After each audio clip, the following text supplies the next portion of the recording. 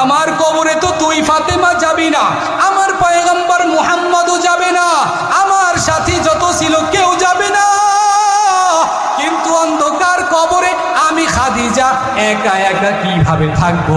হঠাৎ টেনশনে পড়িয়া গেছি।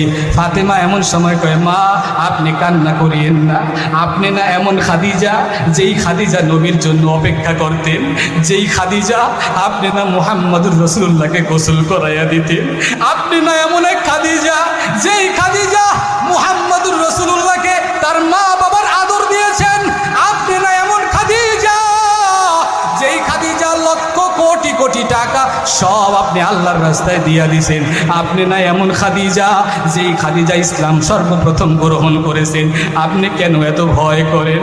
খাদিজা সান্ত্বনা পায় না, না না আমার কবরের বড় ভয় লাগে। এ ফাতেমা, তোমার আব্বার সামনে আমি সব সময় কথা বলতে পারি না।